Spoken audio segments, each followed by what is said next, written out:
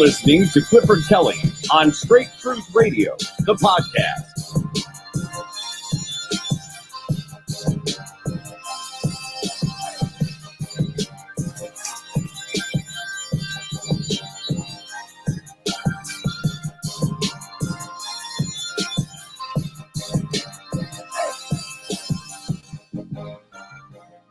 Grace and peace be unto you from God our Father and the Lord Jesus Christ. This is the Straight Truth Radio Podcast, the place where the lip of truth endures forever. I'm your host, Cliff Kelly. Thank you for tuning in and being with us this evening, here where we're just trying to bring understanding to end-time events. We're getting ready to jump right into this episode. Again, we want to thank you again for being here with us. Just before we get started, just want to share with you a few ways you can contact us. Again, you can hit us up through email at straighttruthradio@yahoo.com, straighttruthradio@yahoo.com. Also, if you're watching us on our we like to keep a reminder of our social media format platforms there on Facebook, Clifford Kelly, and Straight Truth radio page there, on Twitter at Straight Truth, the letter R and the number 1 at Straight Truth R1, and also on YouTube, Straight Truth Radio Podcast. Those of you who are listening to us on our audio format, the podcasting format, we want to thank you so much for, again, listening to us.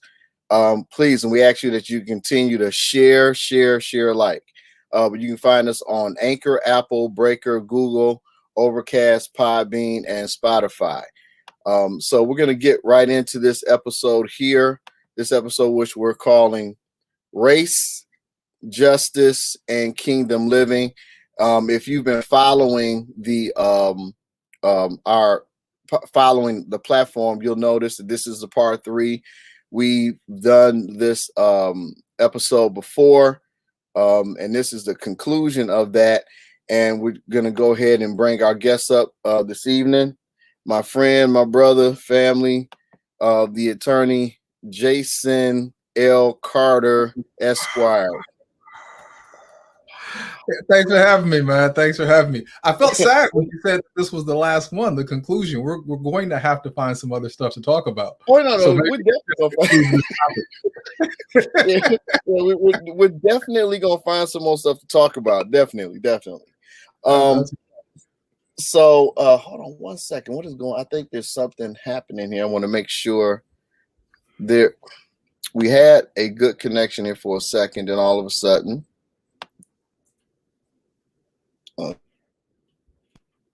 Good now. So again, this is Jason L. Carter, Esquire. Say hello again. Hello, my brother. Hello. There you go. Perfect. Didn't catch before. So I was probably on some trash, so it's good that it didn't come through. So I'll take it. All right. So very quickly, back in January, we celebrated your birthday. That happened. Your wife, your wife, Dr. Tisha Carter, through the surprise party. It was a surprise, right? I mean, you were surprised, right? I mean, I tell everybody there were elements I was surprised about, but when large sums of money start moving from the account, I get curious. So to the extent she could surprise me, there were surprises, but I definitely knew something was amiss. And so, but I had to give an account for herself. I mean, we just had to have some conversations, you know. We're a team. Give an account for herself, huh? We're a team. We gotta, we just gotta be on the same page. We have to be one. And so, in our pursuit of oneness, we had some conversations. She told me that I was going to ruin things for myself. Okay. So I took a step back and allowed my wife here a little bit. It happens sometimes. I get tired of that, but.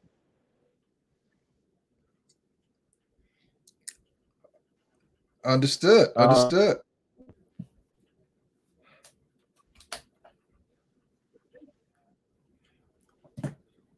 Uh-huh. All right. So at that party, I got a chance to meet some of your friends and other guests that we were actually celebrating with, and something strange happened with me. You know, I'm sitting at the table, and one young lady's like, "You're the guy." I'm like, "Uh oh." I'm like, "What guy?" What happened? I'm like, "What happened?" "No, you're the guy. You're the guy with Jason, the podcast." I said, okay, yeah, okay." Whew. I'll grab my chest for a second there because I didn't know what she was talking about. But no one ever wants a lady saying you're the guy. Yeah, I agree. Right. You don't want to be the guy. So, but as we were mingling and talking to a lot of the other guests there, you know, your friends and whatnot, we discovered that someone was saying, "Hey, look, you got to continue that conversation because you left some stuff on the table." So I was like, and I really, it kind of, you know, doing episodes every week and everything, it kind of, I kind of forgot what we had left on the table. But I do remember, I think I do remember saying we want to get back to this once the trial is over with and everything. So I said, okay, well, now this is the perfect time to do that. So here we are. The trial and the election, right? We can't leave that monumental out. Yeah, we had the conversation. We said, let's wait post-election. We got to talk about that, right? Absolutely. We can't leave that one out. Yeah, we have to count that hanging Chad. We can't. Yeah, the election. Yeah. Okay. All right. People help themselves to the Capitol. Yeah. Listen. If we can get to it, we'll get to it. Okay. Indeed. All right. So anyway, so here we go. Fresh off the trial, we have the verdict. We now see Derek Chauvin beginning, or well, not really not beginning his sentence because the sentencing hasn't happened yet. But we know that they revoked his bail and he's been remanded to jail, so he will be spending that time there.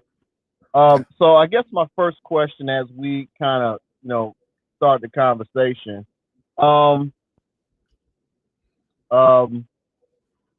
know when I sent you the note, I wrote it up as George Floyd versus Derek Chauvin, and there really is no versus to that. No, really, to be honest about it. But I guess I kind of, wrote it up like that because I knew this was going to be a topic of discussion. So just real quickly, topic number one, this is what we're going to hit on. How did you feel about the trial, first off?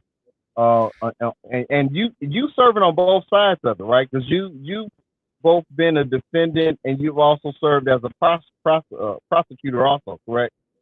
That's true. Yeah, I've been on both sides. I was a prosecutor for a number of years, and then I had my private practice where I served as a defense counsel. And so, yes, I've seen both sides of the system and have a critique of both sides of the system as it relates, without going into too much about that. I think as it relates to the trial, I think I want to think of it in terms of the conversations that are happening and the aspects of those conversations that bother me, or at least cause me some concern, especially when I hear Christians having these conversations. I guess topic A would be, I find it unusual that when we're considering the fact that someone lost their life, that someone died, that one topic of conversation that's fairly persistent is whether or not this individual had drugs in their system at the time of the incident. And I just struggle with the relevance of that when he died. If our call as Christians is to save souls, then we should be burdened by the fact that this soul died and may not have had an opportunity to come into a saving knowledge of Christ. Like that, to me, should be a principal focus of conversations that we're having as Christians. And then I asked the question of what we should be having societally. And I think societally, our question should be whether we want police officers to behave this way. We can argue back and forth whether the police officer in this case engaged in these actions because George Floyd was a black male. I've asked the question a lot of times to individuals, and the question goes this way: let's think about who you could not imagine being in that situation. Could you imagine an 80-year-old white woman being in that situation? Like, could you foresee that? Do you think that Derek would have behaved that same way? And then continue to ask yourself that question until you get to Derek Chauvin, until you get to George Floyd. And I think that would let you know that there are still biases within our institutions, even within our own minds, that allow us not to conceptualize that happening to anyone that does not look like Derek. And I don't think the officer would have done that same thing. So I say all that to say that in this situation, I truly believe that this was an appropriate result.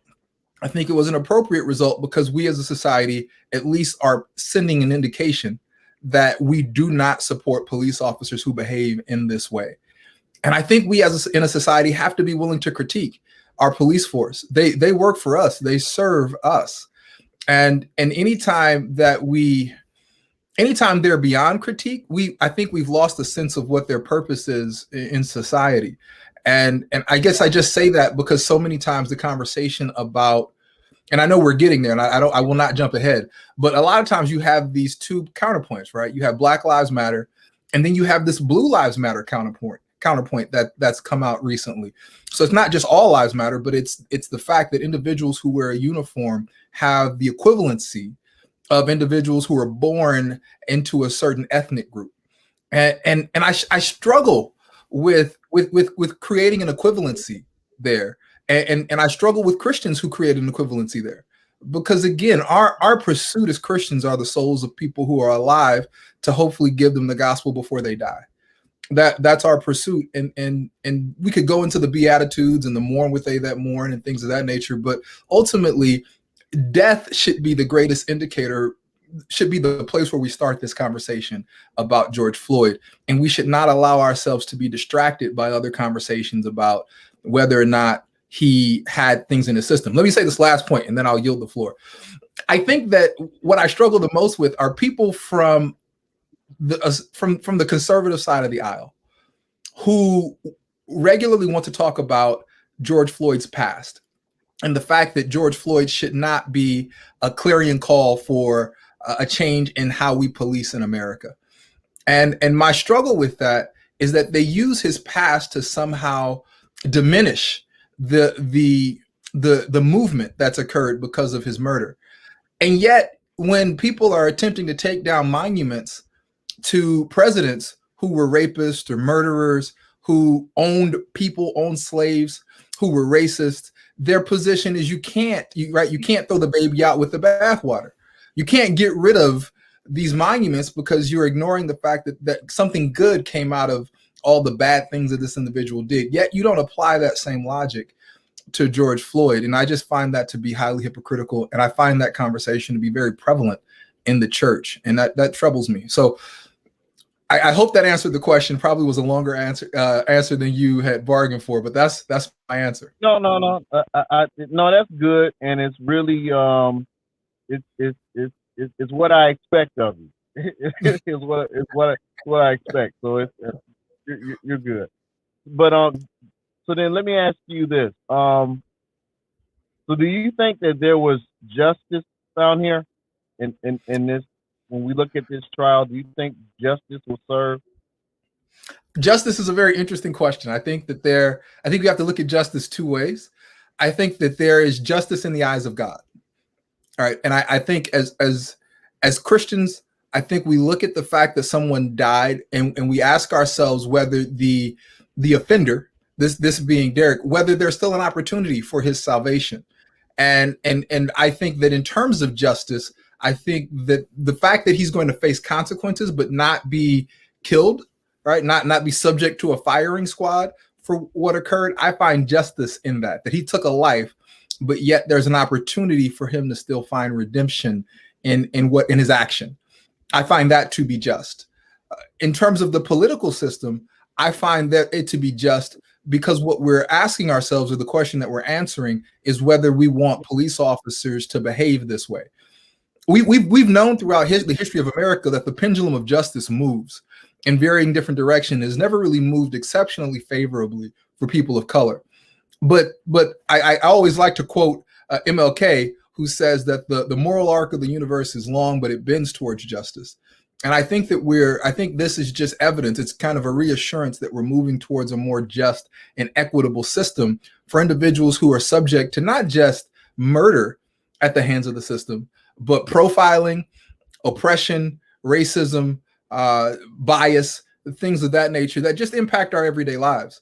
I can talk of times where I've been pulled over just because I was a Black man in a community where my behavior, for whatever reason, made me appear to be suspicious. And these things are things that a lot of Black and brown people deal with on a very regular basis. And so to me, justice was served because the hope is that it's going to keep the conversation moving about this issue. I think that we lost some momentum as a society, as a community after the civil rights movement, after the death of MLK. I think that a lot of our institutions, including our churches, kind of dropped the baton.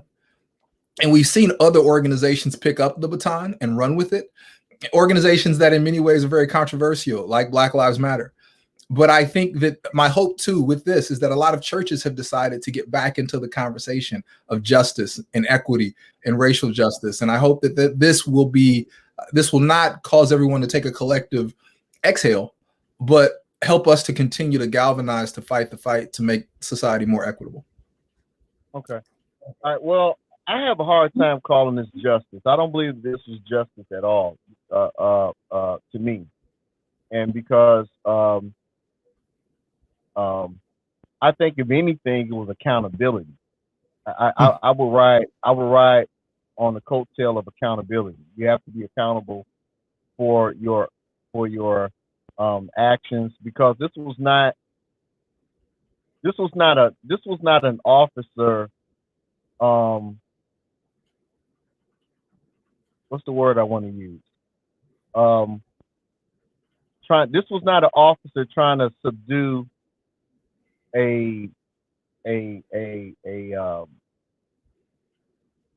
subdue a person. You know, I mean, he was already handcuffed. You now have 4 people there. I understand that, you know, the video has been played so many times that you know that he had an issue. Okay, so he claimed about being claustrophobic. You know, there's something going on in his psyche. You know, whatever. So if your job is to serve and protect, then at some point in time, it would say to me that you need to get a paramedic there, because at least you can get him off the scene. If he's not getting in your car, then he could have went in an ambulance somewhere, and then you handcuff him to a gurney or something like that, and then take care of it, you know, that way. Justice for me is him still being alive. You know, he's still handcuffed. He's still charged with whatever crime, you know, forgery. I mean, to this day, do we really know that $20 bill was an actual counterfeit? Do we know that for a fact that it was counterfeit or not? So no one's saying that now, you know. But then also, you know, so justice for me is him off the scene and he's actually alive somewhere. I think again, this is accountability. But Cliff, I challenge you. We don't have that, right? We have to go with the when you play spades, you got to deal with the cards that you got, and the cards that we have, George Floyd died. So are you saying when there's death? No, I'm still sticking to, you know, my thought that this was not justice. It wasn't. You know, this is not justice. And this is just one scene of it. I mean, there are many and other, you know, examples of, you know, we could come up with that, you know, also fit the scope of it not being justice. This is just what we're talking about today, right now. You know, again, for me, I think for that crime, if I understand, I don't know, what was that? Minneapolis. I don't know Minneapolis law, but I even think for that crime, I even thought I heard that you don't normally get arrested even for that. I mean, you're cited. So, so worst case scenario, you are arrested. Okay. You still are alive, should be alive to meet the court date, for, Oh, you're talking about George Floyd? George Floyd. Yes. Okay. Yes. So I'm saying in the end result of what happened to George Floyd, this is not justice. He was just held accountable for his actions. Because if that's just kind of where I think I understand. I think I look at justice from the point of the act that brings us to the table forward. So I try to look at it from the death, right? From the murder of George Floyd forward. Does our justice system, because with the justice system is the hope to bring about consequences for wrongs. And so our justice system work? And I would say in this particular situation, yes, I think some people may disagree at the point of sentencing that, right, he's in I think a 15 to 20 year range for this, for what really constitutes murder. And I think a lot of people will struggle to digest that justice is served with the amount of time he gets compared to other individuals in our system, Black and brown people who commit similar crimes and often will get life or extended time in prison based on what they're charged with. And I think that there's great deference given to our police force when it comes to what they're accused of and how their actions are viewed. I think there was a lot of conversations in this trial that would not be afforded an everyday citizen. And an everyday citizen who decides that they're going to grab somebody in any circumstance and put their knee on their neck until they're dead, or there would not be a lot of this dialogue about whether they intended to kill them or not. And so I do think that there are a lot of things afforded to police officers and that were afforded to the officer in this case that one could argue would suggest that justice really was not served, because in justice, there has to be equity, right? There has to be a way to bring about some type of similar circumstances for everybody, regardless of their position in society. And I really think that's what people are fighting for, especially when it comes to this police brutality conversation. I often hear people push back that the Black Lives Matter movement, the movement against police brutality, is the wrong focus for the Black community, that the Black community should be focusing on Black crime. And I think that there are just some factors of that conversation that I think are different. What we're talking about is government sanctioned harm to a community. If Derek Chauvin was allowed to get away with this would be considered government sanctioned harm. And there are many other actions, Philando Castile and many other situations that we can talk about, Trayvon Martin, where it really is government sanctioned murder. And do we want a society that allows that? Because we know that the everyday individuals we're talking about, the Black on Black crime, if you will, and I don't really think that's a thing, right? The majority of crimes are committed by people who are ethnically similar. But if we use that just to describe the pushback, that Black on Black crime, that in those situations, individuals are sought, they're arrested, and they're punished, they're prosecuted. It doesn't mean that every single crime is prosecuted, but if they know the actor, if they know who the criminal is, and they can identify them, right? They find them, they prosecute them, and they spend time in jail for their actions. And one of the arguments that makes it different is that police officers in many cases are not prosecuted. They're rehired, they retain their pension, or they're acquitted. And we have a Brelo case here in Cleveland where the Brelo officer was acquitted. And if you read that opinion is one that I've always said, no, in all my years of practice, there's no way I would have ever been able to get a client off on the Brelo case. I'll just go into it very briefly. The Brelo case is the case where the officers jumped on the car in East Cleveland and fired an untold amount of rounds into the vehicle because the car was backfiring, but they thought that they were in an imminent threat.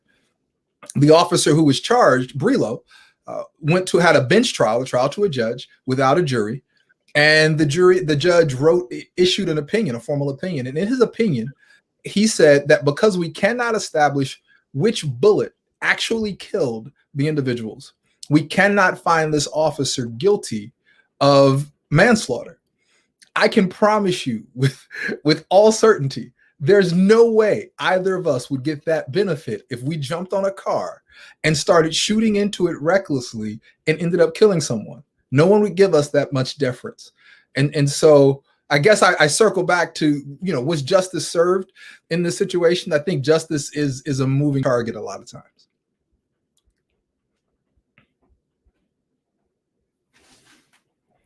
I don't know if I lost you. You're frozen on my end.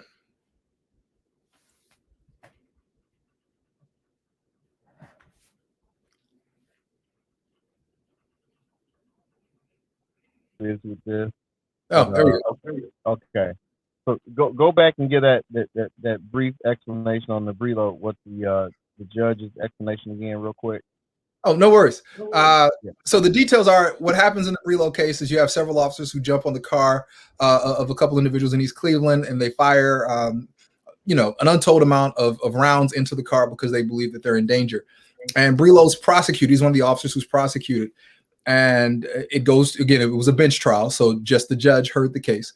And the judge ruled, in his opinion, that because we cannot affirmatively establish which bullet actually killed the individuals in the car, we cannot find the officer guilty of manslaughter. And I just repeat that I can say with absolute certainty that none of us would get the benefit of the doubt in that situation.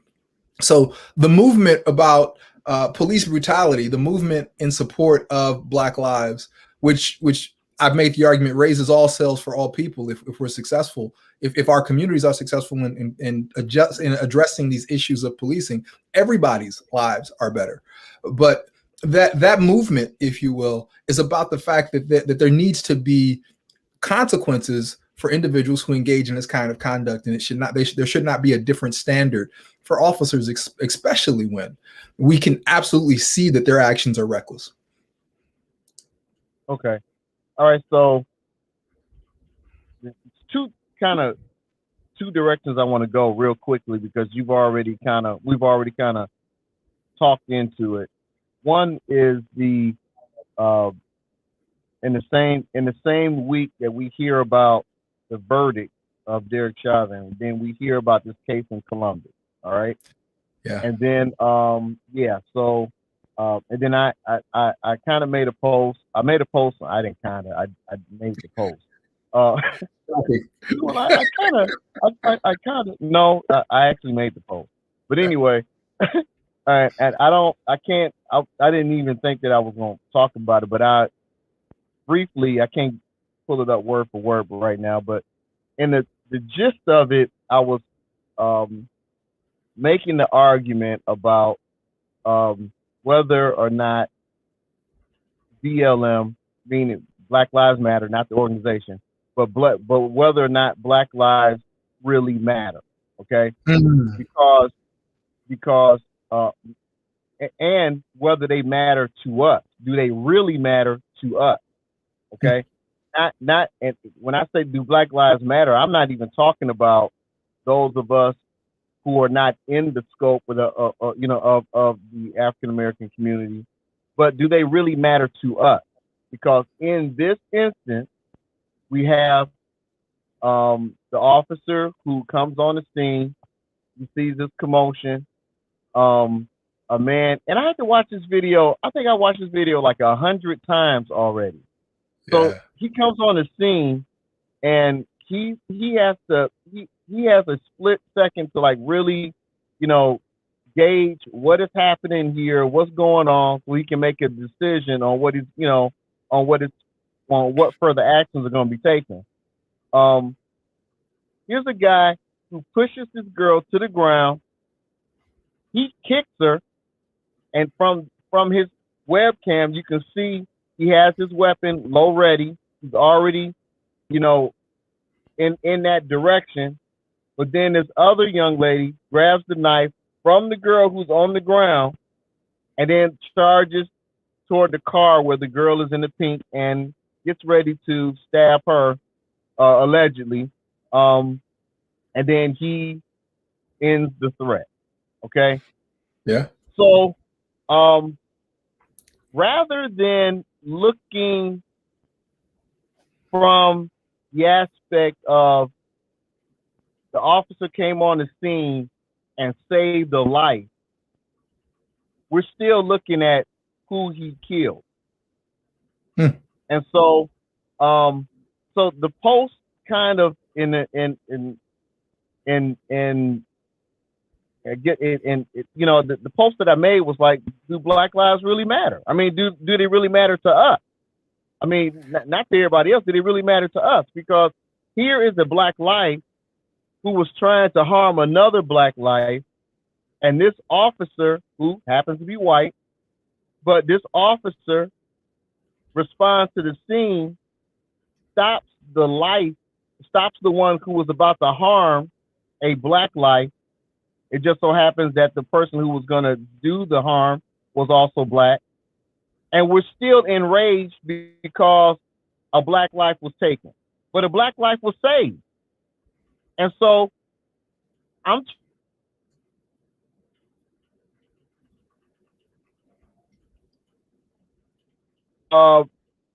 how do we, you know, how do we, what do we do with this Black life thing? When do they matter and when do they don't matter? I think that this is a great, I think this is a great conversation to have. I say that because I wish it was more of a conversation and less of a bunch of people kind of politically shouting at each other. Because I think there are a lot of questions that we would want to ask in this situation. The first thing I jump on is training. I think that one question that we want to have is this officer's training, right? To your point, you've described, I think, fairly accurately how an officer would respond. You talked about where the gun was positioned, things of that nature. I think we should be able to have the conversation of whether or not we wanted the gun, an officer, their first response in that situation to be to grab their gun. Good, bad, or indifferent, I think that's a conversation we should be able to have. And as a society, we should ask ourselves in a situation like that, if that was the appropriate first response, because the gun was drawn at a time where that imminent threat of harm had not existed. I think there's about 9 seconds that take place. But I think there's training on the other side as well. There's training for the community.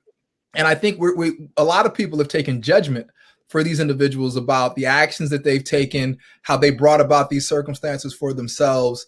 They've judged the father and the young lady who's dead for their actions, but we have no idea what their training was.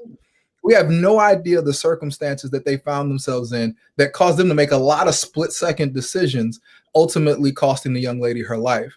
And so, is that a conversation we can have? All right, or can we? Are we not allowed to have that conversation because someone died? Are we able to have the conversation as to whether or not the officer engaged in a safe act by shooting 4 shots at a young lady when she was in such close proximity to the young lady who she was about to harm? Right? Was that a safe act, or did he really put the other lady's life in danger as well? I think these are all conversations that we should be able to bring to the table. Is it a conversation of saying that we're not valuing the life of the victim or potential victim because we're upset about the fact that the officer killed the perpetrator in that situation? Maybe. I personally don't see it as devaluing one life over the other as much as I ask the question of why are we politicizing it? The way I've tried to rationalize that situation is, if both of those individuals had value, how would I want that situation to be remedied? Both of those lives had value. The life of the young lady in the pink, as well as the life of the young lady who was shot. And as a Christian, and then as a citizen, do I feel like what happened in that moment gave both of those lives the greatest value? And I think that's a conversation that we should have. And if we decide that the officer acted too impulsively, because we're already making the decision that the young lady who died was impulsive. We're making the decision that her father was impulsive, right? We're already attributing impulse to everyone else in that situation. And so how come we can't evaluate the impulse of the officer? And I think that, again, these are conversations, these things happen, and we need to be able to stop and have a conversation about it. And I would say, lastly, to your point, if Black lives really matter to everyone. And we find that there are some systemic issues that are attributed to individuals having some measure of trauma that caused them to respond very quickly but very poorly to the fight when it was occurring at this house. Is that something we're willing to address? If we find that it's an issue that's closely connected to poverty or redlining or schooling, are we willing to put money in that situation? Because to me, that says that Black Lives Matter. And I think that goes back a lot to this very hotly politicized conversation about defund the police and what that means. I hate the moniker, but the conversation of whether or not we are focusing on output, whether or not we're focusing on how the bad things that come out of communities versus putting money into trying to stop the bad things from coming out of the communities with healthcare, education, with drug treatment, with opportunities, with jobs, whether we're putting our money in the wrong bucket. I think that's a conversation, again, worth having. Okay. All right. So, okay, where do I want to go? Because you just did something to me, and I wasn't even on the points of discussion. But I'm gonna have to, I do want to hear your mindset on this. When we talk about defunding police, yeah, okay, what does that look like to you? Because now, keep in mind, we actually have politicians, okay, who are actually stating no more policing. Okay. Yeah. They now we got one side in the defund group who say, hey, no, let's reallocate funds, let's, in other words, shift money, do other things with it. And then we have others in that same pool who said, no, I really mean it. Defund. No more policing. Now keep in mind, these people who are saying defund and they really mean no more policing, you have paid security. Okay. Let's think about it. I mean, I don't need to drop these politicians' names and everything, but if we're paying attention to the news, we see who is calling for no more policing, defunding, police, shut it down, whatever, all of that and everything. But I mean, what does that look like to you, though? So I think in anytime anyone takes a position and it hits the news, it hits media, there are going to be extreme versions of any idea that hits the media. And even if the idea in its inception was extreme, there will be people who are going to try to bring that idea a little more center. There are always the moderates out there trying to find a way to make it make sense. To me, I firmly believe that we have a carceral system, that we have a system that's built on punishment and incarceration, and it's built on the punishment and incarceration and monetizing Black and brown bodies. And I think that we as a society need to evaluate whether or not that's what we want to continue. We have it. It's here. We incarcerate more people in the United States than anywhere else in the world. And is that how we want our society to appear? I mean, we've seen even with the pandemic that institutions are able to release people, and it did not create melee and mass criminality on the streets. Right? Cuyahoga County and the state of Ohio just started letting people out.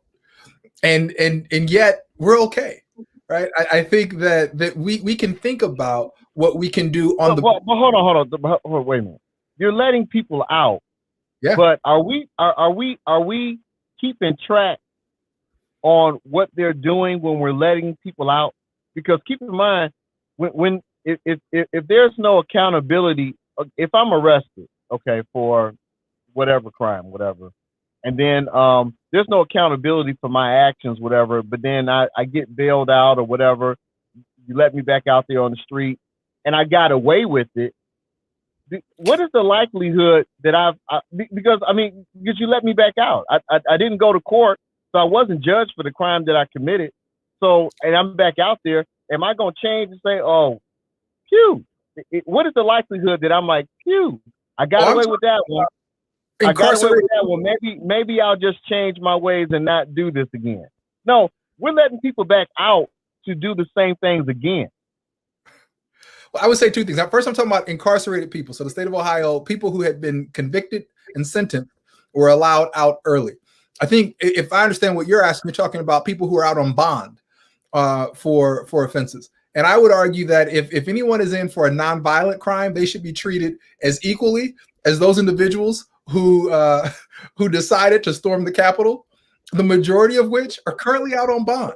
Some even allowed to travel outside of the country, which is just inconceivable when you have people you know what? You say that, you say that. Let me just interject and say this. And we have a mutual friend. So we had this conversation, and I said to him, he brought up, hey, what do you think about the insurrectionists and everything? Yada, yada, yada. And everything. So he was trying to be cute about it. And I said, you know what? I agree with you. Every last one of them who stormed that Capitol building, every last one of them should be arrested and prosecuted to the fullest extent of the law. I agree with you. Along with every last one of those people who were looting last year, destroying property, not peaceful, not the peaceful protesters, because we have that right. You can go out and watch this. You can go out and make your voices heard without destroying property. Mm-hmm. So I agree. Prosecute every last one of those insurrectionists, along with every last one of the looters who destroyed property last year. We had a whole Summerfest. Cities, from nationwide, from the west to I don't know how far east, but from east to west, looting, destroying property, every last one of them should be prosecuted to the fullest extent of the law. Out of me, Cliff.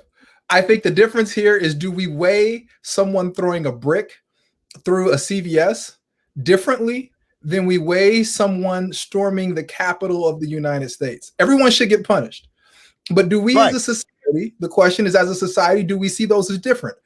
Donald Trump in his presidency saw them as different, right? He issued an executive order saying that if you deface a federal monument, you should get 10 years mandatory minimum, should be your sentence.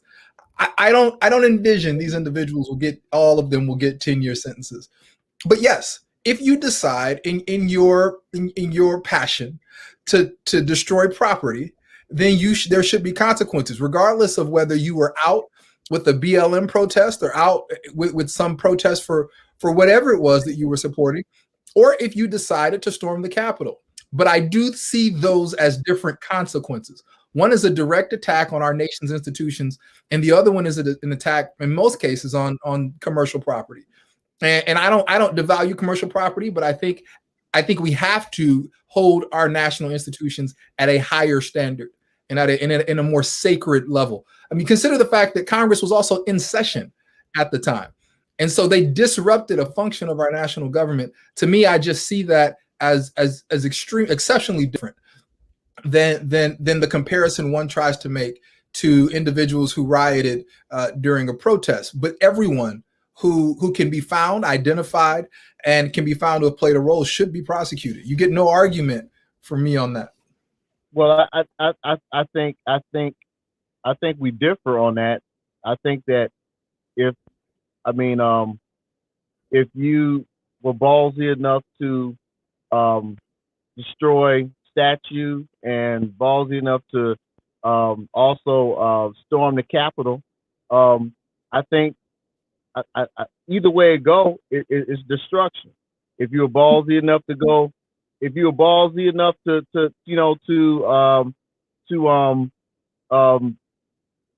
break into my hardware store and loot, and loot that place if you got caught, I think I don't put a difference between.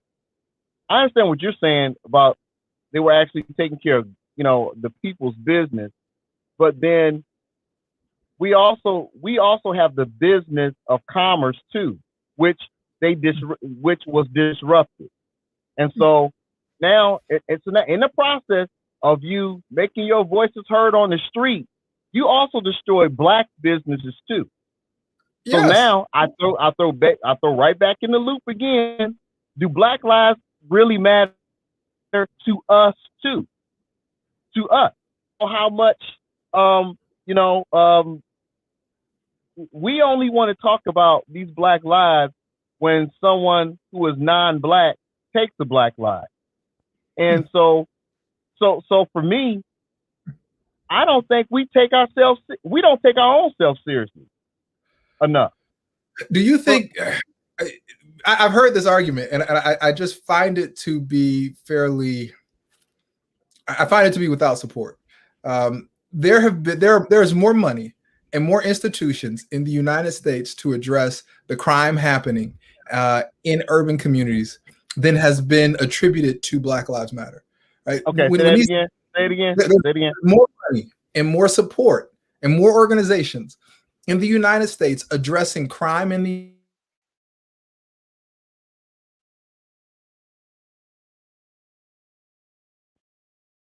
Hold on, we get another glitch.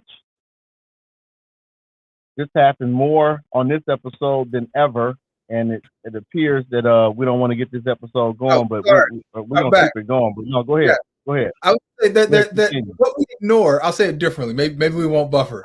Maybe Big Brother won't stop us. But sorry. Oh, I don't believe that. It's just conspiracy. But what we ignore are all the organizations and institutions that currently exist that fight against what's happening, the crime that's happening in the inner city. We try to make the argument that the Black community is only focused on the efforts of Black Lives Matter because it's getting the most attention right now. And it's amazing because a lot of individuals who claim to hate media and say that they're not subject to the whims of media are subject to the whims of media about this issue. It just takes a Google search to see how much money has been invested in the issues that are happening in the urban community as it relates to crime, and how many you can look out of most of our doors and we'll stumble across organizations that are actively trying to address these issues. Chicago's filled with them. The problem in those areas that we fail to recognize is that they're still under the oppression of redlining. There are still policies that are keeping people in those communities. Businesses regularly have moved out of those communities. Individuals don't have the resources to get to great jobs. I mean, just today, I was driving past Rockwell Automation. Rockwell Automation, it would be a fantastic thing to have in the urban core. It's in Twinsburg. I mean, the vast majority of individuals in Cleveland, can't afford to bus. They absolutely can't bus to Twinsburg. And so now they have to have enough stability to get a reliable enough vehicle in the weather climate that we have here to get out to Rockwell Automation that's hiring. Like, this is the issues that are happening in the urban community are actively people are actively trying to address them. And yet there are still forces in place that are actively trying to keep things as they are. So yeah, I think we care about Black lives. I think we do as an institution. It doesn't mean that bad things don't happen. And it doesn't mean that we shouldn't address them when they do. I think the same is to be said for police. I think that we have a police force, to your question about defunding the police. We have a police force that for the vast majority of them, they do a really good job. But that doesn't mean that we can't talk about the issues that they're not doing well and the issues that are disproportionately impacting the lives of a certain community. This idea that we have to hold the police department up to some deified esteem as if they're beyond our critique as a community, to me, that's dangerous. That's okay. Scary, right? That speaks to everything that I thought America did not stand for, which is a police state. I agree with you on that. I can ride with you on that thought there. Apparently, I'm looking at some of the comments here, and I see that apparently I'm living inside of my fear, and my preconceived notions is clouding my judgment. And you're on point though. No, but you're on point. You're good though. You're on point. I'm the one living. I'm living. Old friend of mine. I get it all the time. So I'm used to it. So I'm living within I don't know what I'm afraid of, but apparently I'm living within my fear. But okay. So look, let me hurry up and shift and so explain to me your understanding about this George Floyd bill, what it does. And I also and I didn't um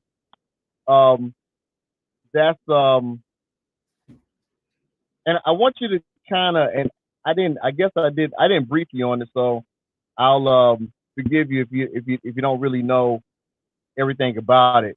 But if you can compare it to, I think it was the Tim Scott bill that Congress shot down.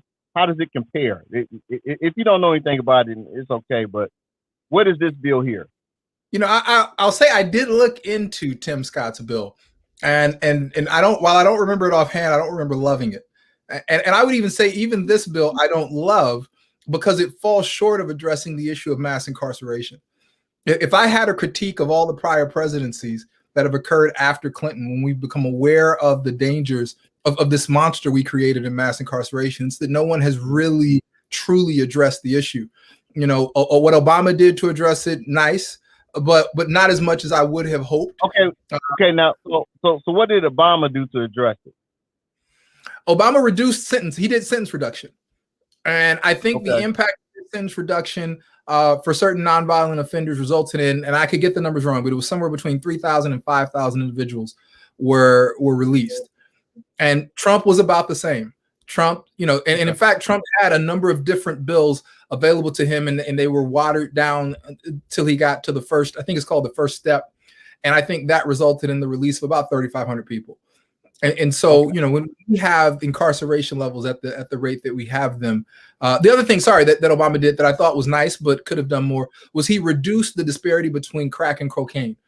Right? It was. I think I could get the numbers wrong, but I think he reduced it to 16-1 as a ratio versus what it was before. So efforts were made, but I think we absolutely could do more. He was working with the tough Congress at the time. He had lost the majority he needed. And so they were, it was a difficult time. I think even now what we see is that, they're talking about getting rid of the filibuster because they can't get certain bills through.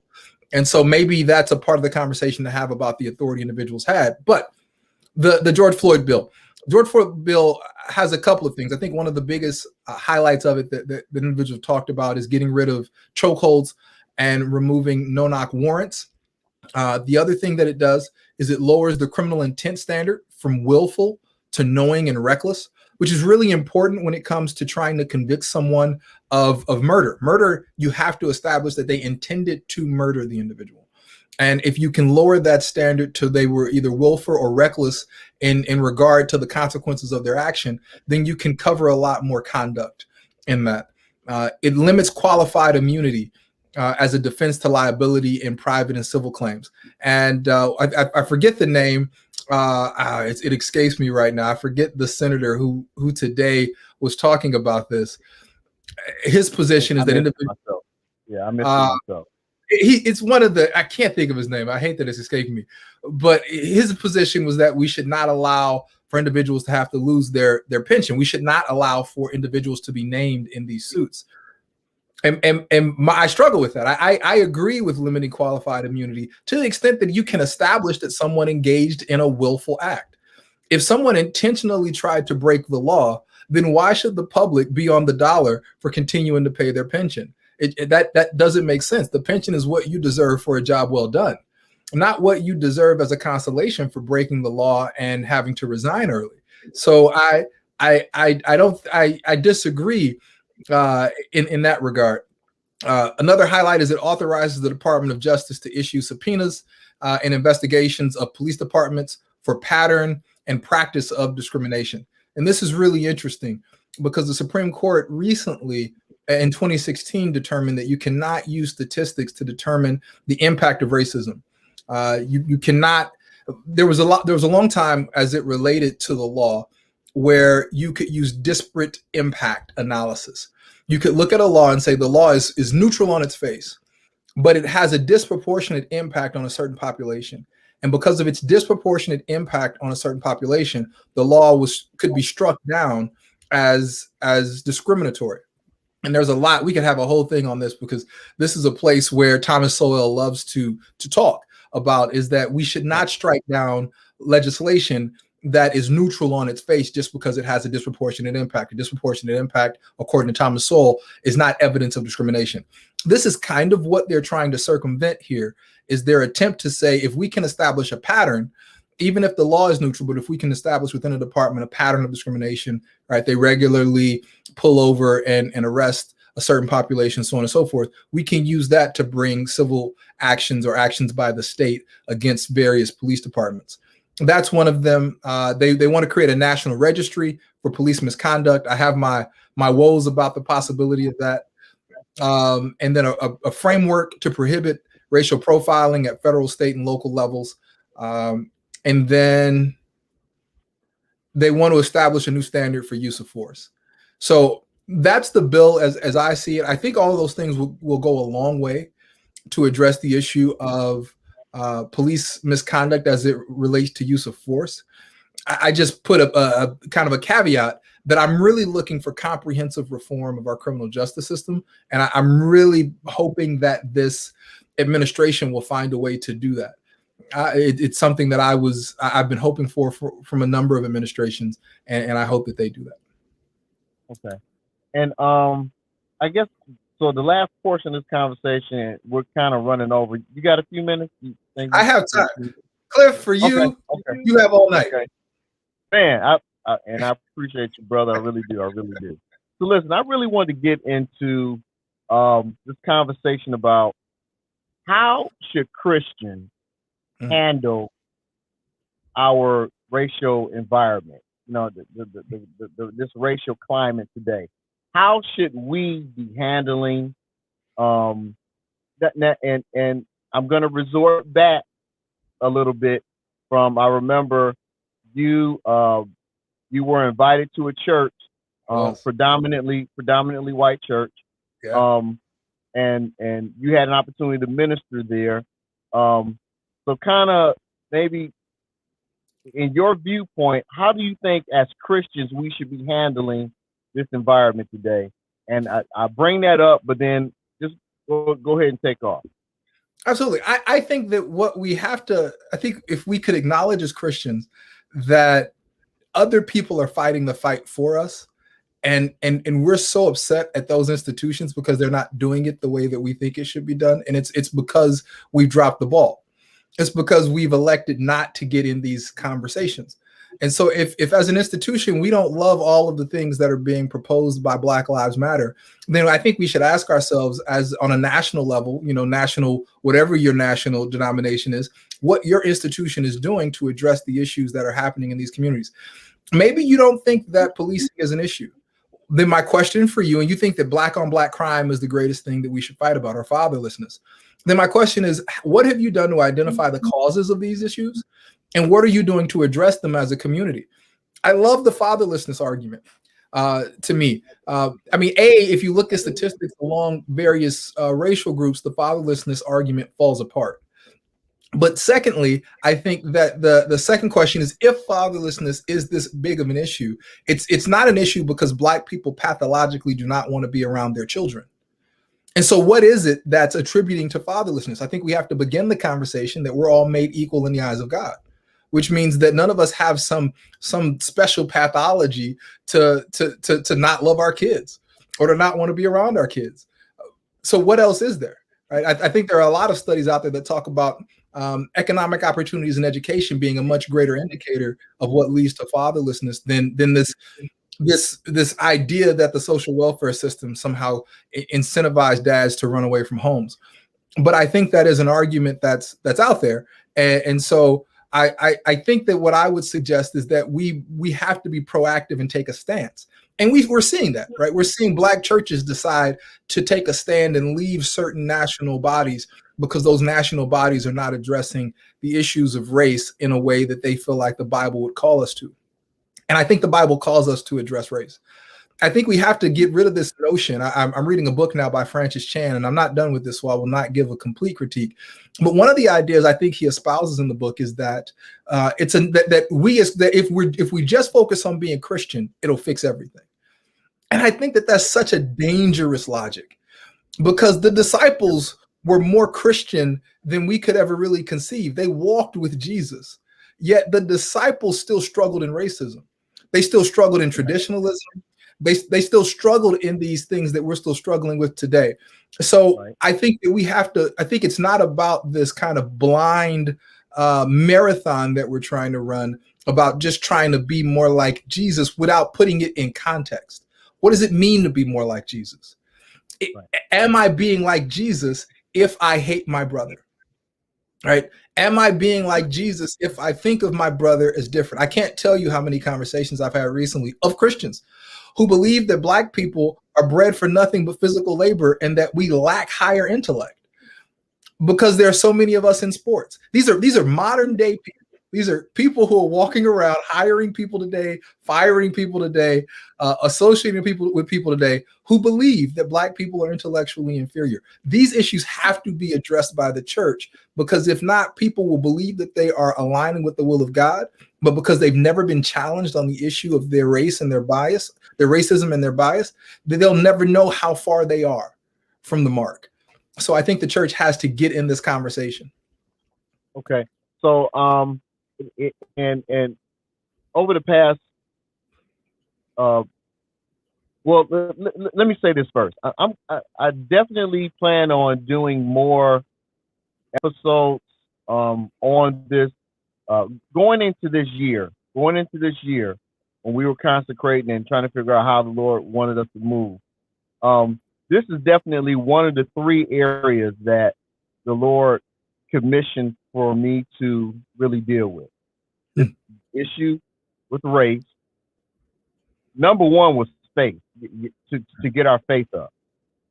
If we really were walking abundantly in the Word of God, and we really trusted Him like we say we do, then there's a whole lot of things that would be fixed. There would be no fear in the church. There would be no fear at all.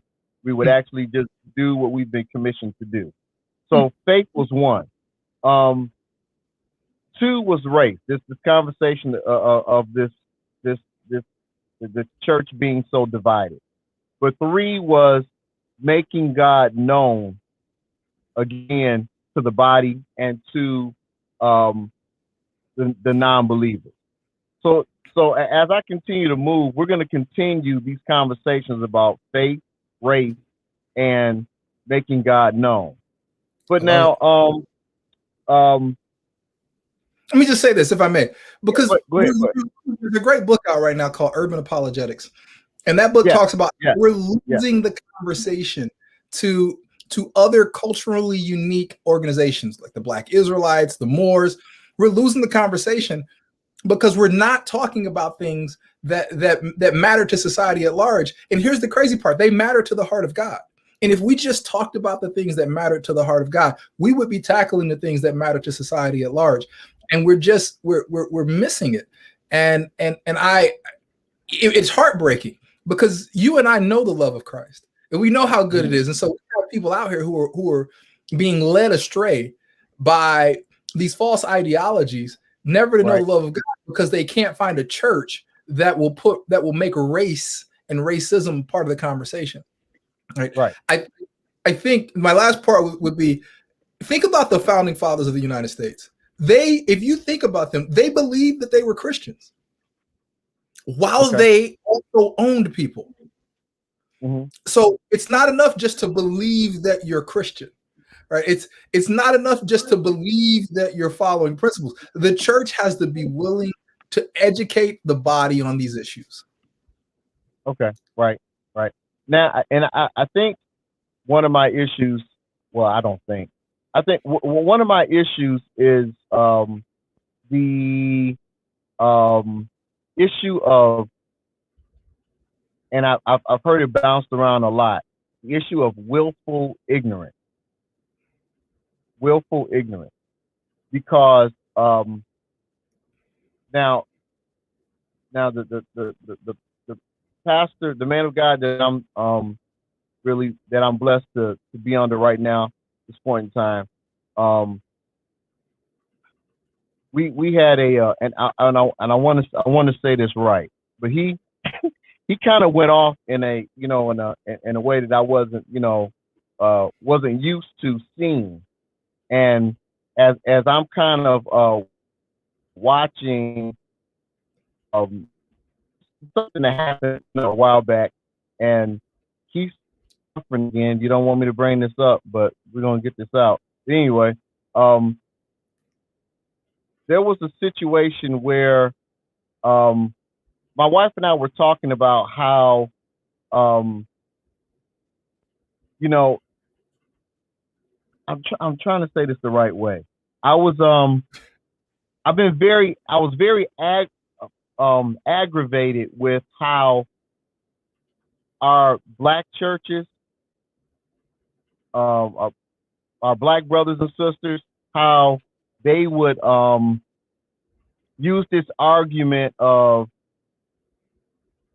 how could you leave the black church and then worship with your oppressors. And so that really got my goat, because immediately what I began to think about was, you remember when now we just finished celebrating Resurrection Day, but the week just when he was about to go into Passion Week, the week of his passion. Remember, there's a story where he had his mind to go to Samaria, and so his disciples went to set that meeting up, and the disciples Samaria decided, hey, we're cool, we don't want to, deal with it, whatever. They came back and told Jesus, hey, shall we call down fire from heaven? And so Jesus' response was this. He told them, you know not what manner of spirit you are of. And so when I hear these kind of conversations, how can you worship with your oppressor? But then on the flip side, our so-called oppressor, which I don't believe that to be the case, the willful ignorance sometimes of them not helping us with this struggle, because you understand what I'm trying to fill out. I do. We have both sides of the spectrum who really don't know what manner of spirit you are of, because we're so in love with our idea of God and Christianity and church. Yes. And church. Yes. And we're missing the real and true God altogether. Because here's my thought. I think, and I've always thought it really just wasn't until these recent years now that it's being fulfilled in my life. But I've always thought that every church should be integrated. I never thought there should be just a simple black church and a white church over here, but every church should be integrated. Because here's the problem. Here's the issue. And heaven is going to be integrated. Without question. So then why are you not practicing it here now? So I have to give. Okay. Go ahead. No, I give credit to two people for this. The first would be my wife, because she reminds me of this phrase all the time, and it's strengths overdone. And we both give credit to a friend of ours, Scott Lessing, who had us take this. It's a personality test. And what it talks about is you can have a strength, but you can overdo that strength, and you actually will hurt yourself or hurt those around you because your strength is not at a healthy level. I think about Peter and how when Jesus, to your point, when Jesus is telling Peter, I have to go to the cross, Peter engages in his strength overdone, right? He challenges Jesus on Jesus's mission, and Jesus tells him, "Get thee behind me, Satan." And what that means for me is that sometimes we can think we're saying the right thing. We can talk in terms of black power, black authority, helping our black community, but we can do so in a way that actually damages the movement. And that conversation that you're having is the same dangerous conversation that individuals have that lead them to these Black Israelite, these other faiths, because they get this idea that we're supposed to somehow take the black community to a point of dominance. We're supposed to dominate the white community as a people. Well, that's contradictory. We're supposed to figure out a way to live together. And that means that there's going to be a sharing. Now, do we have to talk to our white brothers and our non black and brown brothers about the fact that we're not here to assimilate, right? We're not here to adopt some practice as superior to us. We can merge, we can blend and make this whole thing better. I think that's a conversation we must have. And there's a music group right now that I think I love them. And I would tell you that when I was going to an all-black church, I could not have appreciated this music, but it absolutely is fantastic worship. And it's Maverick City. And what I love about Maverick City is it's this cross-cultural, intergenerational praise, where if you don't watch any of the YouTube videos, you don't, for the most part, know what anyone's ethnicity is. Right, and they're all praising in unison, and it's beautiful. I think that is, to me, that feels like heaven. All right. The other church that I saw that did it well was Brooklyn Tabernacle. When you hear Brooklyn Tabernacle praise, they have this cross-cultural praise that feels right. No one feels like they were left out of that conversation, and they all get to worship together in one. I think that the black church, I think if you talk about things that were negative about the Black Power, Black Lives Matter movement, it's this idea of black domination versus establishing ourselves as equals within a society.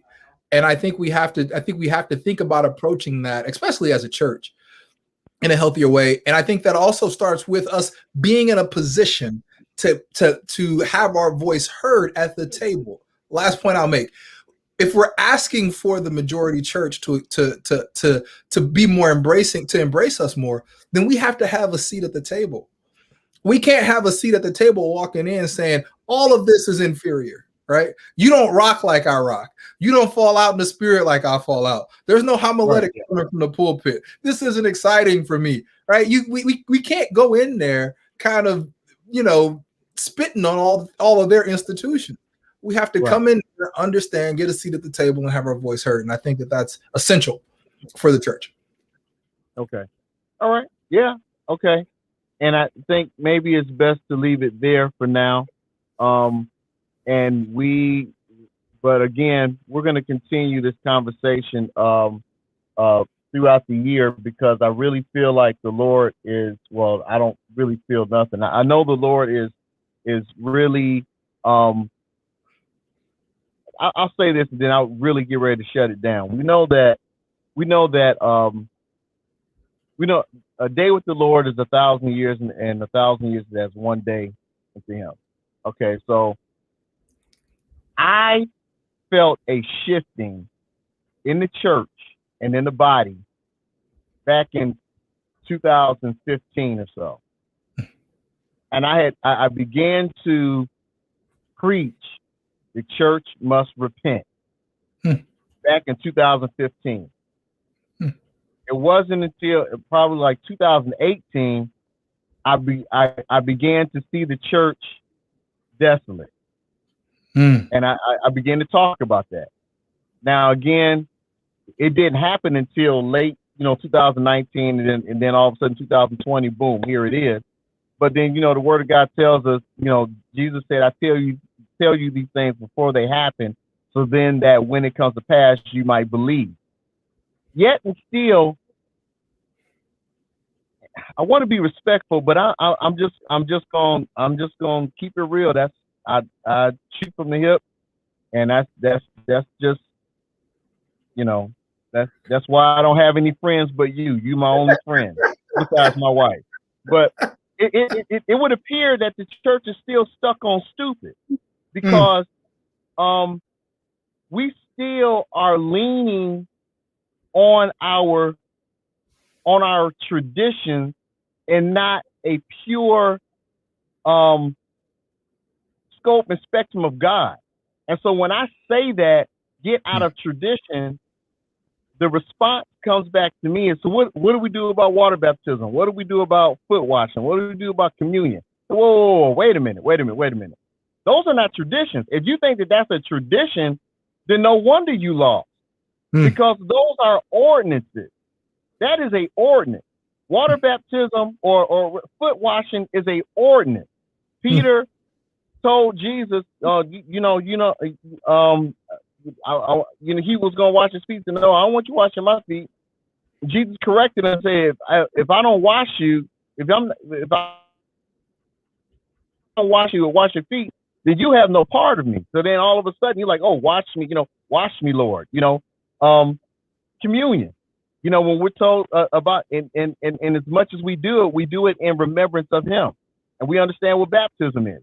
So those are not traditions; those are actual ordinances. And so, our traditions, I'm speaking about what we've been used to, or how we've been used to churching. This. We have to get out of churchianity and begin to learn God again. I think that when we really, really, really, really begin to grasp who God is in this season, I think some of our crazy rhetoric the whole concept of churching with your oppressor, I think is to me that says that we can be just as racist as those who we charge of being racist. Yes, so we could have a whole different. I think that we just covered 3 new podcasts that we could have together. One is on traditionalism, because I think in that conversation you're having is the question of can our ordinances get in the way of the spread of the gospel? Right. I think Peter came in, right? Yeah. Peter came in or Paul came in and said, when I was in Rome, I ate as the Romans ate, I spake as the Romans spake, that I might win some. And so if we're leading with our ordinances and that's interfering with the truth of the gospel, then are we also having some concerns, right? I think that's an hour, right? And then there's another hour on exactly what you said, which is, can Black people be racist? I unequivocally say yes. I think that we stop the conversation of making society more equitable when we somehow try to make it, where we somehow try to deny our contribution to it. Black people are. Hey, hold on. Stop right there. Make your third point, and I want to come back to that because I was challenged on a thought about that very thing. Hit your third point, and then I want to come back to that. Third point. I think my third point would be there's a great book that I just read. My friend Scott Lessing introduced me to, called Jesus and John Wayne. Fantastic book. One that we could probably. The book is incredible. That talks about the unhealthy union between nationalism, Christianity, and patriarchal leadership, and how this unhealthy union has become doctrine in probably the vast majority of evangelical churches today. So that's my third point. Okay. So let me real quickly, and I promise you this will be it. I want to highlight something you said in point 2. America, I can do this all day. So listen. So when I mentioned, and then you begin to kind of open up a little bit about whether Black Christians or just Black people in general can be racist also. Yeah. Now the argument came up. There's no way that we are racist and can be racist because we don't have a system to in other words, this individual was trying to unpack what systematic racism was versus, and he was missing the fact that just because you don't have the system you don't have a system in place to hinder a group of people, it doesn't stop what's already in your heart. In fact, the argument creates a contradiction in the fight that's happening now in the Black community. Because what we're saying, what the pushback to the current fight that racism exists is that it's not systemic. By that, there are no laws that are inherently racist anymore. Therefore, most would argue racism doesn't exist. But we would say no. It's in the hearts and minds of people and how they treat us. It's in the employer who will not hire me on the job, or the police officer who pulls me over because I have on a hoodie or just wants to investigate me. That's where we're finding racism. I think that there's the way I try to address it. Hold on. But what I'm talking about is that's that's more of a, you're explaining more of a systematic system. What I'm saying is that this individual, black brother, who says it's impossible for us to be racist because we don't have the system. Oh, okay, go ahead. Okay, go ahead. Most people believe that that racism is defined as prejudice plus power. That without power you can't be racist, and because black people, there's nothing in a democracy in America that black people can do, many would argue, without white assistance, right? We don't have a majority vote in most of the cities and towns and states within the United States. They would say we don't have any real power as a people, therefore we can't be racist. If someone wants to make that argument as a definition, and I think there are some dictionaries that use that, fine. But I would say black people can absolutely be prejudiced. And they can be prejudiced of other people, and they can be prejudiced of people within their own community. Now, I am happy to say that I have engaged in racism. I have been racist to my own community, to people in the other community, and it's something I have to actively work on because our institutions breed this kind of ideology in us, right? When we're told that the Midwestern way of communicating is a way that you can attribute intellect to how someone communicates, and that the Midwestern style of communication is the best, then we automatically devalue every form of communication, every form of slang, every form of ebonics, if you want to call it that, the way people speak in Louisiana, and they can be 10 times more educated than us. They can be 10 times smarter than us, but because they don't sound like us, and because our society has created this construct, we have to learn to unpack that level of racism that we have within our community or outside of it. The idea that black people can't be racist just holds us back. It has us saying crazy things like you're going to a church with the oppressor. Okay. And you know what? And we will officially end on that note. So, so we'll definitely continue this conversation in the future, probably under another title. So, just pay attention. And since we discovered that we had at least 3 more episodes based off of this. But again, I want to thank, my friend, my brother, thanks for having my me. cousin. And I want to hurry up and release you to your wife before she calls my wife and say, tell that Negro leave my husband alone, let him go. I appreciate